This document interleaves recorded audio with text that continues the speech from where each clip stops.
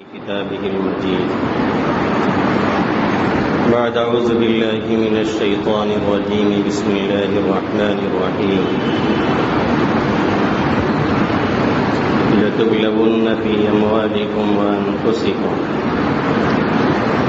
ولتسمعن من الذين أوتوا الكتاب من قبلكم ومن الذين أشركوا أذى كثيرا وإن تصبروا وتتقوا فإن ذلك من عزم الأمور. وقال النبي صلى الله تعالى عليه وسلم: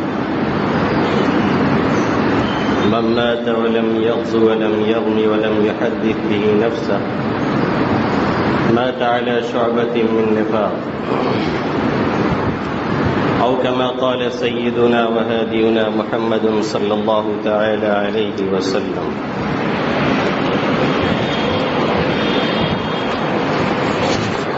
وطن کا ذرہ ذرہ ہے یہاں اس بات پر شاہد،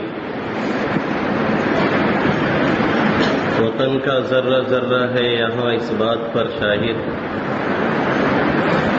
مدارس کے سکوت اس ملک کے جاباز غازی ہیں. سیاسی کھیل ہے ورنہ یہ دشمن بھی سمجھتا ہے، سیاسی کھیل ہے ورنہ یہ دشمن بھی سمجھتا ہے کہ اسلامی مدارس مرکز کردار سازی ہے. میرے محترم بزرگوں اور دوستوں، میرے غیور نوجوان ساتھیوں، ہم میں سے اکثر جو مدارس میں پڑھتے ہیں وہ بھی، اور جنہوں نے مدرسے کا چہرہ نہیں دیکھا ہے تو ان کا کہنا ہی کیا ہے. وہ یہی سمجھتے ہیں اور یہی جانتے ہیں کہ یہ آزادی جو ہمیں اور آپ کو ملی ہے،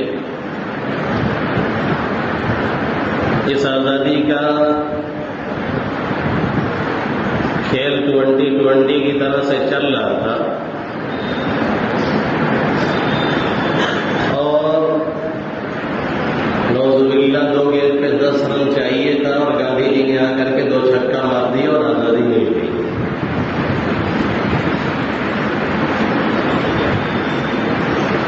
یہ حال ہے ہمارے نوجوانوں کا، اور یہ حال ہے ہمارے مدرسے میں پڑھے ہوئے بچوں کا. اکثر تو یہی معلوم ہے کہ مین رول اصل کسی نے پہلے کیا ہے اور مین کردار کسی نے ادا کیا ہے تو گاندھی جی ہے. نعوذ باللہ من ذالک. انگریز کب آئے تھے؟ آزادی کی یہ جنگ کتنے سالوں تک چلی ہے؟ آزادی کا یہ مہا سنگرام کب تک چلا ہے؟ اگر 1857 سے جوڑا جائے 1947 تک تو بھی 90 سال سے اوپر کا معاملہ جا رہا ہے. اور جب بھی یہ آزادی کی جنگ چلی ہے 200 سال سے زیادہ، اور اس پورے جنگ آزادی میں شروع میں گاندھی جی کا کہیں نام و نشان تک نہیں ہے. شروع میں نہیں، آخر میں جا کر کے ان کا نام و نشان آ رہا ہے. ایسا نہیں ہے کہ پیدا ہوتے ہی یہ تلوار لے کے نکلے تھے اور بھاجنے لگے تھے. 1869 میں 2 اکتوبر کو گاندھی جی کی پیدائش ہے. اس بات کو ذہن میں رکھیے گا، ابھی تو سمجھ میں آئے گا کہ پھر گاندھی جی نے کتنا رول ادا کیا ہے. 2 اکتوبر 1869 ایکم 70 میں گاندھی جی کی پیدائش ہے، اور انگریز ہندوستان میں آئے ہیں تو ملکہ الزیبت کے کہنے پر 100 تاجروں نے 30,000 پاؤنڈ کی خطیر رقم لے کر کے، بڑی رقم لے کر کے ہندوستان میں تجارت کے نام سے قدم رکھا کہ ہم یہاں تجارت کرنا چاہتے ہیں اور یہاں تجارت کو فروغ دینا چاہتے ہیں. اس کے نتیجے میں ہمارا ملک بھی ترقی کرے گا اور آپ کا بھی ترقی کرے گا. درآمد برآمد کا سلسلہ شروع ہوگا، ایکسپورٹ امپورٹ کا سلسلہ شروع ہوگا. نتیجہ یہ نکلے گا کہ ہمیں بھی فائدہ پہنچے گا اور آپ کو بھی فائدہ پہنچے گا. یہ ایسٹ انڈیا کمپنی کے نام سے انہوں نے اپنا ادارہ اور مرکز قائم کیا اور مغربی بنگال میں انہوں نے اپنی تجارت شروع کر دی اور تجارت کا اڈا قائم کر لیا اور سر جھکا کر کے بظاہر یہ تجارت کرتے رہے، لیکن اندر اندر یہ چال چلتے رہے اور دھیرے دھیرے اپنے لوگوں کے آہستہ آہستہ تیار کرتے رہے، جیسا کہ ان کا ہمیشہ کا مشن یہی رہا ہے۔ بہت آسانی سے یہ کہیں جا کر کے بیٹھتے ہیں اور پھر اس کے بعد پاؤں پھیلاتے ہیں، پھر لیٹنے کی جگہ مانگتے ہیں، پھر پورا ملک آپ کا لے لیتے ہیں۔ ان کا ہمیشہ کا یہی طریقہ رہا ہے۔ 1601 کے اندر ایسٹ انڈیا کمپنی کے نام سے یہ لوگ مغربی بنگال میں آئے اور تجارتی مرکز قائم کیا، اور 1701 کے اندر تقریباً یہ پورے ملک کے اندر تجارت کے نام سے پھیل گئے، لیکن ابھی تک یہ لوگ تجارتی ہی سمجھے جاتے تھے۔ ابھی تک ان لوگوں کو تجارتی معاملہ کرنے والا ہی سمجھا جاتا تھا۔ ابھی تک لوگوں کے ذہن میں یہ بات تھی کہ یہ صرف تجارت کر رہے ہیں۔ اس 100 سال میں انہوں نے کوئی ایسا کھل کر کے کارنامہ نہیں انجام دیا جس سے ان کو اس ملک کا باغی سمجھا جائے، یا یہ سمجھا جائے کہ یہ ملک ہڑپنے والے ہیں، یا یہ سمجھا جائے کہ اس ملک کو یہ لینے والے ہیں۔ لیکن دھیرے دھیرے اور آہستہ آہستہ اس ملک کے اندر انہوں نے پاؤں پسارنا شروع کر دیا، اور نتیجہ یہ نکلا کہ 1757 میں پہنچ کر کے، یعنی 150 سال کا عرصہ جب گزرا، تب انہوں نے یہ بتانا شروع کر دیا کہ اس ملک میں ہم آئے ہیں، صرف تجارت ہمارا مقصد نہیں ہے، اس ملک کو لینے کے لیے آئے ہیں، اس ملک پر قبضہ کرنے کے لیے آئے ہیں، اس ملک میں قبضہ جمانے کے لیے آئے ہیں۔ اس کے بعد سب سے پہلے اس خطرے کو محسوس جس شخص نے کیا اور ان کے خلاف محاذ شروع کی، اور سب سے پہلے جس نے میدان جنگ میں صفوں کو ان کے خلاف آراستہ کیا، اور سب سے پہلے جس نے ان کے خلاف جنگ کا سور اور بگل بجایا، اس کا نام ہے نواب سراج الدولہ، جس نے پلاسی کی جنگ لڑی اور 22 گھنٹے تقریباً یہ جنگ جاری رہی اور انگریزوں سے یہ مقابلہ لیتا رہا، لیکن ننگے ملت، ننگے دین، ننگے وطن میر جعفر نے غداری کی۔ نتیجہ یہ نکلا کہ نواب سراج الدولہ شہید علی رحمہ شہید کر دیے گئے، اور انگریزوں نے بڑی آسانی کے ساتھ مغربی بنگال میں اپنا قبضہ جما لیا، اور یہ بتانے میں کامیاب ہو گئے کہ اب ہمارے سامنے کوئی چل نہیں سکتا، اب ہمارے سامنے کوئی ٹک نہیں سکتا، اب ہم سے کوئی مقابلہ نہیں کر سکتا ہے۔ نواب سراج الدولہ 1757 میں یہ شہید ہو گئے۔ میر جعفر کی غداری کی وجہ سے اپنوں نے لوٹا تھا، غیروں میں کہاں دم تھا۔ یہ جب شہید ہوئے تو مغربی بنگال ان کے قبضے میں چلا آیا۔ اس کے بعد نواب شجاع الدولہ میدان میں آیا، بکسر کے علاقے میں اس نے جنگ شروع کی 1764 کے اندر۔ نتیجہ یہ نکلا کہ ان کو بھی شکست ہوئی، پھر بہار بھی یہ چلا گیا انگریزوں کی دیوانی میں۔ اس طریقے سے مغربی بنگال اور بہار انگریزوں کی دیوانی میں چلا گیا۔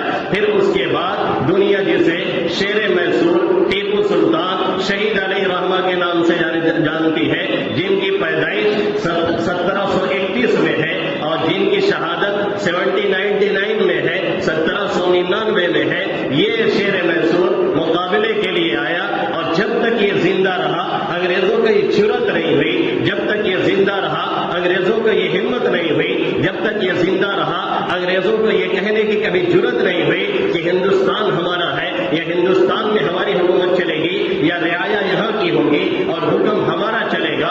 جب تک یہ شیر میسور رہا، وہ شیر میسور نہیں جسے آپ ڈائری پہ دیکھتے ہیں، وہ شیر میسور نہیں جسے آپ کتابوں میں دیکھتے ہیں، وہ شیر میسور نہیں جسے آپ اخباروں میں دیکھتے ہیں، وہ شیر میسور نہیں جسے آپ دیگر فوٹوؤں میں دیکھتے ہیں اور تصویروں میں دیکھتے ہیں، جس کی داڑھی صاف ہے، جس کے اوپر بڑی بڑی مونچھیں ہیں۔ یہ تو شاکرانہ یہاں کی حکومت ہے اور انگریزوں کی چال ہے، جو آپ کو یہ دکھانا چاہتا ہے کہ آپ کا قائد ایسا تھا، آپ کا رول ماڈل ایسا تھا، آپ کے قائد ایسے تھے، آپ بھی ایسے ہی بنیے۔ شیر میسور ایسا نہیں تھا۔ مولانا حسین احمد مدنی نور اللہ مرقدہ برد اللہ مرجع نے لکھا ہے، شیر میسور نے پوری زندگی کبھی داڑھی نہیں مڈائی، شیر میسور نے پوری زندگی کبھی تہجد کی نماز نہیں چھوڑی، شیر میسور نے کبھی عصر کی مستحب 4 رکعت جو عصر سے پہلے وہ بھی نہیں چھوڑی، شیر میسور نے کبھی غلط نگاہ کسی پر نہیں ڈالی۔ اسی لیے جب اپنی مسجد بنوائی، جسے دیکھنے کا مجھ جیسے گناہگار کو بھی شرف حاصل ہوا،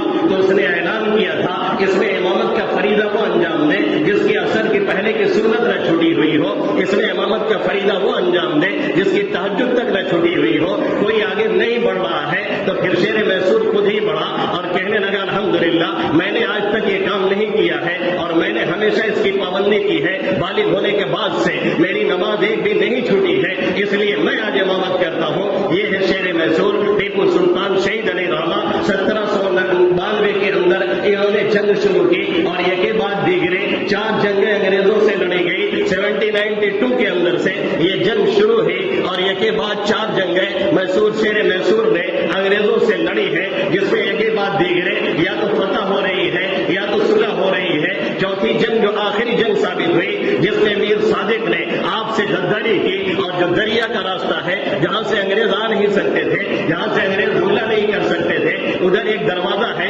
یہاں سے وہاں تک سرنگ نما بنا ہوا ہے، وہاں کے دروازے کو کھولنے کی بات کی میر صادق نے اور غداری کی حضرت سلطان شہید ٹیپو شہید علیہ رحمہ سے۔ نتیجہ یہ نکلا کہ آپ دوپہر کے کھانے پہ ہیں اور ادھر سے فوجیں گھس آئی ہیں اور میر صادق نے غداری کر کے دروازے کھول دیے۔ فوجیں جب اندر آ گئی تب آپ کو پتہ چلا اور باہر نکلے اور جنگ شروع کی اور کئی گھنٹے تک مسلسل یہ جنگ چلتی رہی۔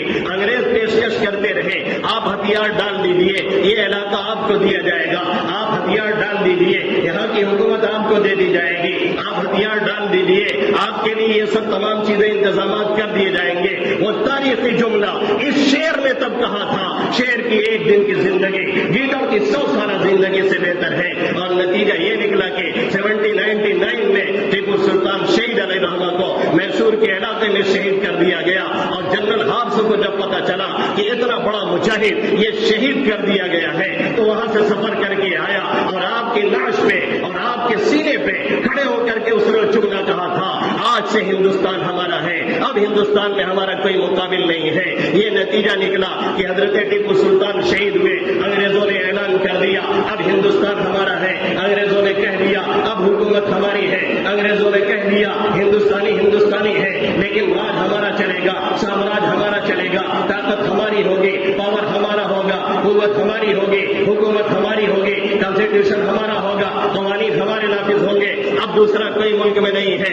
ادھر پھر اس کے بعد نتیجہ کیا نکلا کہ اورنگزیب عالمگیر رحمۃ اللہ علیہ ان کی وفات ہو جاتی ہے، پھر ان کے بعد معظم شاہ ان کی بھی وفات ہو جاتی ہے، ہندوستان ٹوٹ پھوٹ کا شکار ہوتا ہے۔ نتیجہ یہ نکلتا ہے وہ انگریز جو تیراجر کے نام پہ آئے تھے اب اپنا مکھوٹا اتار دیتے ہیں، ہندوستان میں تیزی سے پھیلتے ہیں، پورا ہندوستان طوائف الملوکی کا شکار ہے، ٹکڑیوں میں پورا ہندوستان بٹا ہوا ہے، انگریز آسانی سے قدم بڑھاتے جا رہے ہیں۔ انگریز نے پانچلی پہ قبضہ کیا، انگریز نے بمرا پہ قبضہ کیا، انگریز نے سندھ پہ قبضہ کیا، انگریز نے اودھ پہ قبضہ کیا، انگریز نے بنگال پہ قبضہ کیا، انگریز نے بہار پہ قبضہ کیا، انگریز نے دہلی میں پیر پسانے شروع کیے۔ سب سے پہلے اس خطرے کو جس نے واقعتاً محسوس کیا شاہ ولی اللہ محدث دہلوی علیہ رحمہ جن نے ہندوستان میں سب سے پہلے درس حدیث کا باقاعدہ آغاز کیا ہے، مولانا طاہر مدنی سے درس حدیث حاصل کر کے آ کر کے ہندوستان میں حدیث کو رواج دیا ہے اور یہ بتلایا ہے منطق چھوڑو، حدیث کی کتابوں میں توجہ دو، قرآنی آیتوں میں توجہ دو۔ سب سے پہلے اگر کسی نے ہندوستان کے اندر حدیث کا چرچا کیا ہے اور حدیث کو فروغ دیا ہے تو شاہ ولی اللہ محدث دہلوی علیہ رحمہ ہے۔ اسی لیے چاہے وہ مقلد ہو، چاہے غیر مقلد ہو، چاہے وہ حنفی ہو، چاہے وہ بریلوی ہو، چاہے مقلدین ہو، چاہے غیر مقلدین ہو، سب کی سند وہیں جا کر کے ملتی ہے۔ اگر کسی کی سند نہیں ملتی تو اس کی سند صحیح نہیں ہے۔ یہ شاہ ولی اللہ محدث دہلوی انہوں نے دیکھا انگریز اب دلی میں پیر پسار رہے ہیں، انہوں نے دیکھا انگریز اب حکومت کو ختم کر رہے ہیں، انہوں نے دیکھا انگریز اب مدرسے میں شکنجا کس رہے ہیں، انہوں نے لکھنا شروع کیا، انہوں نے بولنا شروع کیا، انہوں نے بتانا شروع کیا، انہوں نے کہنا شروع کیا۔ انگریزوں کے سے مقابلہ لینا ہمارے اوپر ضروری ہوتا جا رہا ہے، اس لیے کہ ابھی ہمیں اس ہندوستان میں جینے نہیں دیں گے، ہمارا وجود ہی نہیں، ہمارا ایمان خطرے میں پڑ رہا ہے۔ نتیجہ یہ نکلا آپ پہ کئی بار حملہ ہوا، نتیجہ یہ نکلا آپ کے مدرسہ رحیمیہ پہ حملہ ہوا تاکہ آپ کی وفات ہو گئی، اور آپ کی وفات کے بعد جہاد کا سور پھونکنے والے شاہ عبد العزیز محدث دہلوی آپ کے فرزند انجمن، آپ کے خلف اکبر، آپ کے خلف رشید، آپ کے سب سے بڑے لڑکے، انہوں نے جہاد کا فتویٰ دیا اور جہاد کا بگل بجایا اور یہ بتایا ہندوستان میں رہ کر کے انگریزوں کے خلاف لوہا لینا یہ ہمارے فرائض میں سے ہے. نتیجہ یہ نکلا کہ 1820 کے اندر انہوں نے سید احمد شہید دہلوی علیہ رحمہ کو تیار کیا اور پوری فوج کو تیار کیا. انہوں نے مقابلہ کے لیے رخ کیا سندھ کا, انہوں نے مقابلہ کے لیے رخ کیا بالا کوٹ کی پہاڑی کا, انہوں نے مقابلہ کے لیے وہاں کا سفر کیا اور 1831 کے اندر جا کر کے وہاں مقابلہ شروع کیا. وہاں کے سکھوں سے کہا, وہاں کے مرہٹوں سے کہا آئیے ہمارے ساتھ مل کر کے انگریز کا مقابلہ کرتے ہیں. لیکن وہ سب چاٹوکار نکلے, انگریزوں کے ساتھ سب مل گئے اور نتیجہ یہ نکلا کہ وہاں کی پہاڑیوں پہ آپ کو اور آپ کے رفقا کو بے دردی کے ساتھ شہید کر دیا گیا. وہاں پہ جا کر کے دیکھیے شہداء کا خون آج بھی یہ گواہی دے رہا ہے. ہم نے ہندوستان کی آزادی کے لیے اپنے سر کٹوائے تھے, اپنی عورتوں کو بیوہ کیا تھا, اپنے بچوں کو یتیم کروائے تھے. اس کے بعد پھر 1831 سے لے کر کے 1857 تک اس 100 سالہ پورے دور میں نہ کوئی غیر مسلم ہے, نہ کوئی ہندو ہے, نہ کوئی اور ہے جو ہمارے ساتھ کھڑا ہو. صرف ہمارے علماء ہے, مدارس کے ثبوت ہے, صرف ہمارے مسلمان ہیں, صرف مسلمان جواب سپاہی ہے, دوسرا کوئی میدان میں نہیں ہے. کون مائی کا نام یہ کہتا ہے ہم نے اس ملک کو نہیں کچھ دیا ہے؟ کون مائی کا نام کہتا ہے ہم نے آزادی میں حصہ نہیں لیا ہے؟ کون مائی کا نام کہتا ہے ہم نے کچھ نہیں کیا ہے؟ ہمارے ہی دم سے اس کی زینت قائم ہے, ہمارے ہی دم سے اس کی رونق قائم ہے, ہمارے ہی دم سے یہ چمن آزاد ہوا ہے, ہمارے ہی دم سے اس چمن کو آزادی ملی ہے. کتنی بربادی مقدر تھی آبادی کے بعد, کیا بتائے کیا گزری ہم پہ آزادی کے بعد. ہم نے ہی اس چمن کے نادازان کو کھینچ کر کے گلے گلزار بنایا تھا, ہمارے علماء نے گلے گلزار بنایا تھا. 1857 میں حافظ ضامن شہید, شاہ اسماعیل شہید, مولانا امداد اللہ مہاجر مکی رحمۃ اللہ علیہ, مولانا قاسم نانوتوی,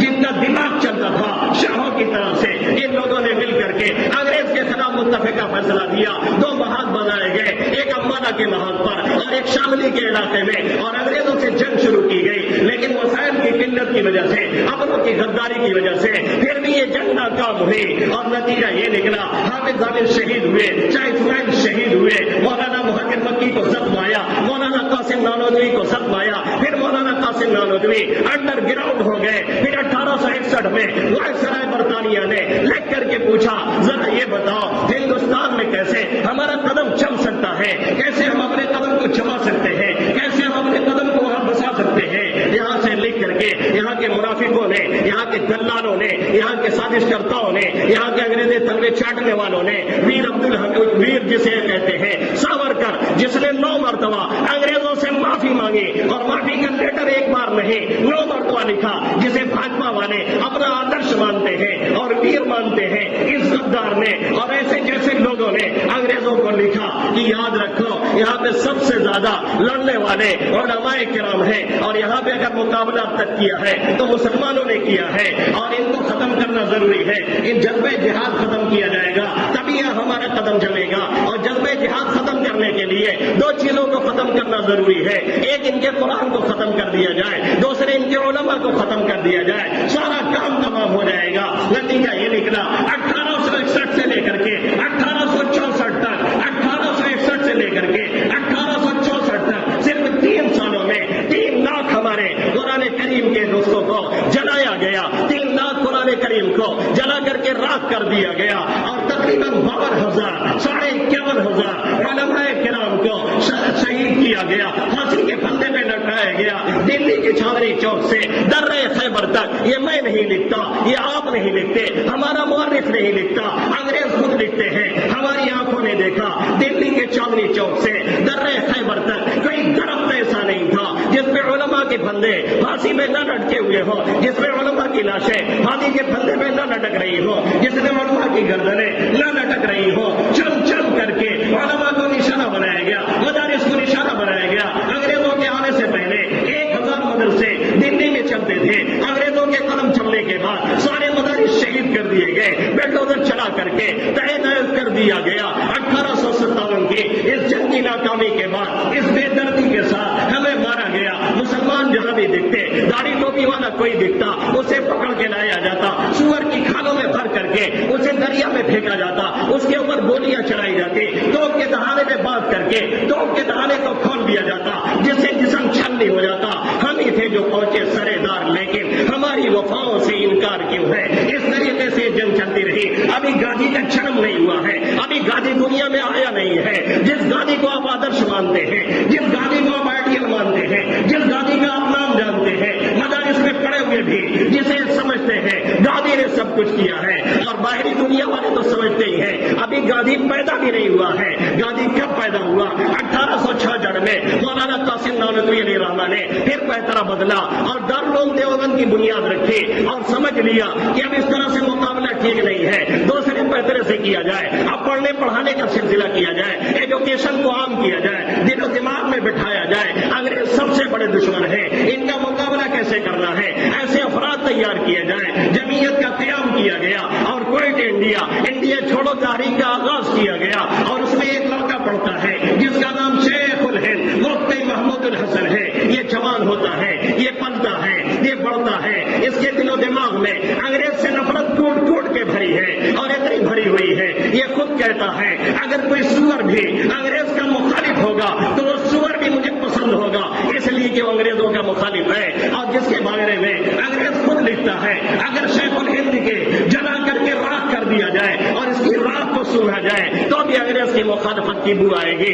یہ ہے شیخ الہند مفتی محمود الحسن, جنہوں نے تحریک ریشمی رومال کا ایجاد کیا. ایک ریشمی رومال پہ انہوں نے خط لکھا تاکہ یہ لیک نہ ہو سکے, جسے سپورٹ کیا مولانا احمد اللہ سندھی نے, جسے سپورٹ کیا مولانا شوکت علی نے, جسے سپورٹ کیا مولانا جوہر علی نے, جسے سپورٹ کیا مولانا ابو المحاسن سجاد بہاری نے, جسے سپورٹ کیا مولانا عبید اللہ سندھی نے, جسے سپورٹ کیا مولانا جعفر تھانیسری نے, جسے سپورٹ کیا راجہ مہندر پرتاپ سنگھ نے, جسے سپورٹ کیا راجہ متھرا سنگھ نے, جسے سپورٹ کیا APP نے, جسے سپورٹ کیا امام الہند ابوالکلام آزاد نے, جسے سپورٹ دیا امام حریت مولانا علامہ اقبال رحمۃ اللہ علیہ نے. ان لوگوں نے باقاعدہ اس کو قربان چڑھانے کی کوشش کی سندھ سے لے کر کے ہند تک, اور اسی طریقے سے جا کر کے حجاز مقدس میں حضرت نے تقریر کی, انگریزوں کے خلاف لوگوں کو کھڑا کیا, ترکی سے مدد مانگی, وہاں کی خلافت کو اکسایا اور یہ بتایا ہندوستان میں اگر کوئی ہے ہمارا مخالف تو یہی لوگ ہیں, دوسرا کوئی نہیں ہے جو ہمیں پنپنے نہیں دیتے, جو ہمیں نماز پڑھنے نہیں دیتے, جو ہمیں مدرسے چلانے نہیں دیتے, جو ہمیں ہمارے تشخص کے ساتھ جینے نہیں دیتے ہیں. نتیجہ یہ نکلا آپ کی وہ تحریک لیک ہو گئی اور ریشمی رومال پکڑ لیا گیا, آپ کو پکڑ کر کے مالٹا کی جیلوں میں ڈال دیا گیا, جہاں بری طرح سے آپ کو ستایا گیا, جہاں آپ کو ٹارچر کیا گیا, جہاں آپ کو انگارے پہ لٹایا گیا, جہاں آپ کے لوہے کے سراخوں سے داغا گیا. اور آپ کے شاگرد رشید مولانا حسین احمد مدنی بھی اپنے استاد کے شانہ بشانہ اسی مالٹا کی جیل میں رہے, انگریزوں کی مار کھاتے رہے, انگریزوں کے ٹارچر ہوتے رہے, انگریزوں کی صحبتیں برداشت کرتے رہے. اب گاندھی پیدا ہوتا ہے 1869 میں, پھر گاندھی جمع ہوتا ہے. چونکہ گاندھی نے افریقہ میں ایک تحریک چلائی تھی اور وہ جیل میں گیا تھا, اس سے سمجھ میں آیا تھا کہ گاندھی کے اندر کچھ کرنے کا جذبہ ہے, اس لیے ہمارے علماء اس کو لے کر کے آئے اور تحریک خلافت میں جو چندہ جمع ہوا تھا شیخ الہند اور دیگر حضرات نے اپنے چندے سے اسے ہندوستان کا دورہ کرایا اور بتایا کہ ہندو مسلم اتحاد ضروری ہے, بغیر اس کے ہمارا ملک آزاد نہیں ہوگا, بغیر اس کے ہمیں آزادی نہیں ملے گی, بغیر اس کے ہمارا چمن آزاد نہیں ہوگا, بغیر اس کے ہم لوگ آزاد نہیں ہوں گے. نتیجہ یہ نکلا کہ گاندھی کے اندر سوچ تھی, اس کی فکر اونچی تھی, اندر سے وہ بھی ہمارا مخالف ہی ایک طرح سے تھا, اور ڈیوائڈ اور رول کی پالیسی اس کے دماغ میں بھی تھی گاندھی کے. اور اگر وہ نہ ہوتا تو ملک تقسیم نہ ہوا ہوتا, پاکستان نہ بنا ہوتا. آج بھی برطانیہ کے اندر اس کے خطوط اور نہرو کے خطوط رکھے ہوئے ہیں جس میں یہ لکھا ہوا ہے کہ اس ملک کو تقسیم کرنا ضروری ہے. نتیجہ یہ نکلا گیا جنہ کو جنات کی شکل میں کھڑا کیا گیا اور ہمارے ملک کو تقسیم کیا گیا. کس کے نام پہ؟ پاکستان کا مطلب کیا؟ لا الہ الا اللہ. پاکستان بنا دیا گیا. آج بھی بیچارہ کراہ رہا ہے, آج بھی بیچارہ در سے جھیل رہا ہے. نہ علماء کی جانیں محفوظ ہیں, نہ علماء کے مال محفوظ ہیں, نہ وہاں کے مساجد محفوظ ہیں, نہ وہاں کے مدارس محفوظ ہیں, کوئی علاقہ وہاں کا محفوظ نہیں. وہ پاکستان جسے اسلامی بنیادوں پہ بنایا گیا ہمیشہ یہودیوں کے قبضے میں رہا, ہمیشہ عیسائیوں کے قبضے میں رہا. پھر 1820 کے اندر ثمرۃ التربیہ قائم کی گئی, پھر جمعیت علماء قائم کی گئی, پھر گاندھی جی کی تحریک خلافت دے دی گئی. نتیجہ یہ نکلا یہ تحریک خلاف جب پروان چڑھنے لگی گاندھی نے اس کا انکار کر دیا اور کہہ دیا اس تحریک کی ضرورت نہیں ہے, ہمارا رہا کچھ جنازہ وہ بھی نکال دیا. کس نے؟ اس گاندھی نے. پھر 40 میں جا کر کے انڈیا چھوڑو بھارت تحریک پھر سے شروع کی. میں جا کر کے ہمارا یہ ملک آزاد ہوا، ہم نے اسے آزاد کرایا، وطن کا ذرہ ذرہ ہے یہاں اس بات پر شاہد، مدارس کے سپود ملک کے جانباز غازی ہیں، سیاسی کھیل ہے ورنہ یہ دشمن بھی سمجھتا ہے، سیاسی کھیل ہے ورنہ یہ دشمن بھی سمجھتا ہے کہ اسلامی مدارس مرکز کردار سازی ہے، ہم نے سینچا ہے، ہم نے لہو دیا ہے، ہم نے پروان چڑھایا ہے، ہم نے 52,000 علماء کرام کو جام شہادت نوش کرتے ہوئے اس ملک کے اندر دیکھا ہے، ہم سے پوچھتے ہو ہم نے کیا دیا ہے؟ چلو پوچھے تم سے، یہ دلی کی جامع مسجد جس کے باپ نے بنوائی ہے وہ بھی ہمارے خون سے رنگی ہوئی ہے اور گواہی دے رہی ہے، یہ چاندنی چوک پہ چلے جاؤ وہ بھی ہمارے خون کی گواہی دے گا، بالا کوٹ کی پہاڑیوں پہ جاؤ وہ بھی ہمارے علماء قرآن کے قربانیوں کی گواہی دے گا، تاج محل کی خوبصورتی کو دیکھو وہ بھی ہماری شان اور عظمت کی گواہی دے گا، لال قلعے اور قطب مینار کی بلندی کو دیکھو وہ بھی ہماری عظمت کی گواہی دے گا، لال قلعے کی فصیلوں پہ دوڑو وہ بھی بتائے گا ہم نے یہاں راج نہیں کیا تھا، ہم نے اس ملک کو سونے کی چڑیا بنایا تھا۔ بھگت سنگھ نے جب انگریزوں کے اوپر جا کر کے ان کے مرکز میں بم پھوڑا تھا تو اسے پکڑا گیا اور کہا گیا بھگت سنگھ تھے تو نے یہ بم کیوں چلایا تھا؟ اس نے کہا بہروں کو سنانے کے لیے تیز دھماکہ کرنا پڑتا ہے۔ پھر اس سے کہا گیا انگریزوں نے سوال کیا کہ کئی 100 سال سے حکومت مغلوں نے کی تب تم نے بغاوت نہیں کی، ہمارا 100 سال 200 سال نہیں گزرا، تم نے بغاوت کیوں شروع کر دی؟ بھگت سنگھ نے کیا کہا تھا؟ بھگت سنگھ نے کہا مغل آئے آ کر کے ہندوستان ہی میں رہ گئے، ہندوستان کو اپنا ملک سمجھا، اسے سجایا، اسے سنوارا، اسے بنایا، اسے پروان چڑھایا، یہاں تک کہ یہ سونے کی چڑیا ہو گیا، تو ہم ان کی مخالفت کیوں کریں؟ اور تم لوگ آئے اسے چوز کر کے لے کر کے جانے لگے، جیسے سوختہ سیاہی میں رکھا جاتا ہے یا پانی میں رکھا جاتا ہے، پورا پانی پوری سیاہی اس سوختہ میں چلا جاتا ہے، تم نے آ کر کے یہی کیا ہے تو ہم مخالفت کیوں نہ تمہاری کریں؟ اس طریقے سے ہمارا یہ ملک آزاد ہوا، پھر 2-2.5 سال میں اس کا کانسٹیٹیوشن تیار ہوا اور اس کا قانون تیار ہوا، نتیجہ یہ نکلا 1950 26 جنوری کو یہ قانون نافذ کیا گیا، جس کی وجہ سے ہم 1950 میں 26 جنوری قوانین کے دن کا مناتے ہیں، اور آج 15 اگست انڈیپینڈنٹ ڈے یوم آزادی ہے، آزادی منائیں گے۔ 2-3 دن کے بعد ہندوستان کے صدر نے اور ہندوستان کے وزیر اعظم جو اس وقت ہمارے لیے اور آپ کے لیے سہانے روح بنا ہوا ہے، اس نے اعلان کیا ہے کہ ہر گھر ترنگا ہونا چاہیے، اس نے اعلان کیا ہے ہر شخص ٹی وی میں ترنگا لگائے، 13 سے لے کر کے 15 تک اس نے اعلان کیا ہے ہر شخص اپنی تصویر کے ساتھ اپنے پروفائل پہ ترنگا لگائے۔ اعلان بہت اچھا ہے، ہم اس کا خیر مقدم کرتے ہیں، ہم اس کا موسٹ ویلکم کرتے ہیں، ہم اس کا سواگت کرتے ہیں اور کرنا بھی چاہیے۔ بہت سے نادان، بہت سے بیوقوف، بہت سے جاہل یہ کہتے ہیں ملک ٹوٹے پھوٹے ہم سے کیا لینا دینا ہے؟ ارے بیوقوفوں تم کو خبر نہیں، ہمارے آبا و اجداد کی قربانیاں ہیں، ہمارے علماء کی قربانیاں ہیں، ہر 10 قدم پہ کہیں بھی ہندوستان کی مٹی کھودو گے ہمارے علماء کی کھوپڑیاں ملیں گی، مسلمانوں کی لاشوں کی ہڈیاں ملیں گی۔ کیسی بات کرتے ہو؟ جو ایک گھرودہ بناتا ہے وہ بھی اس کی حفاظت کی سوچتا ہے۔ یہ ملک ہم نے آزاد کروایا، ہم کیوں نہ سوچیں اس کی بقا کے لیے، ہم کیوں نہ سوچیں اسے بچانے کے لیے، ہم کیوں نہ سوچیں اسے پروان چڑھانے کے لیے، ہم کیوں نہ سوچیں اسے آزادی دلانے کے لیے، ہم کیوں نہ سوچیں قانون کا راج بنانے کے لیے، ہم کیوں نہ سوچیں ان ظالموں سے نجات کے لیے۔ یہ ہمارا فریضہ بنتا ہے۔ ٹھیک ہے آپ نے اعلان کیا ہے، ہم عمل کرنے کے لیے تیار ہیں، لیکن آپ کے دگج اور آپ کے نیتا RSS کے بڑے اب بھی ڈی پی بدلنے کے لیے تیار نہیں۔ ان لوگوں نے اب بھی بھگوا جھنڈا لگایا ہوا ہے، اور اگر کہیں یہ جھنڈا لگاتے ہیں تو بھگوا اوپر ہوتا ہے، ترنگا نیچے ہوتا ہے۔ ترنگے کا یہ اپمان، یہ بے عزتی ہم برداشت کرنے والے نہیں ہیں۔ ملک ہمارا ہے، ہم نے قربانیاں دی ہیں، ملک ہمارا ہے، ہمارے پرکھوں نے قربانیاں دی ہیں، ملک ہمارا ہے، ہم نے اس کو کھینچا ہے، ہم نے اس کو سینچا ہے، اپنے لہو سے ہم نے اسے آزاد کیا ہے۔ آزادی تبھی ہے مودی جی جب ہم میں سے ہر شخص آزاد ہو۔ آزادی تبھی ہے جیسے کانوڑ یاترا نکلتی ہے، وہ روڈ پہ جہاں چاہتے ہیں اپنا کانوڑ ٹانگ دیتے ہیں اور وہاں پہ رک جاتے ہیں۔ ہم کو بھی ایسے ہی آزادی ملنی چاہیے، روڈ پہ نماز پڑھنے کی ہم کو بھی آزادی ملنی چاہیے، لاؤڈ اسپیکر سے اذان دینے کی ہم کو بھی آزادی ملنی چاہیے، کہیں بھی 2 رکعت سجدہ کرنے کی ہم کو بھی آزادی ملنی چاہیے۔ قانون میں جو حق ہمارا ہے وہی حق ہندوستان کے وزیر اعظم اور صدر مملکت کا ہے، جو حق ہمیں ملے گا وہی اسے ملے گا۔ یہ برتری اور یہ اونچ نیچ یہ ہمیں گوارا نہیں ہے۔ ہم نے کل اگر قربانیاں دی تھی آج بھی انہی کے مال اولاد ہیں۔ حافظ اسماعیل شہید، سید ضامن شہید، مولانا سید احمد شہید، رائے بریلوی، مولانا قاسم نانوتوی، امداد اللہ مہاجر मक्की, शाह अब्दुल अजीज मुहद्दिस देलवी, राजा महेंद्र प्रताप सिंह, राजा अमरनाथ सिंह, APPG, हम उन्हीं के वारिस हैं। हम ये बर्दाश्त करने वाले नहीं हैं, ये चलने वाला नहीं। इस मुल्क के अंदर बराबरी कीजिए, सबको जितना हक बनता है उतना हक दीजिए।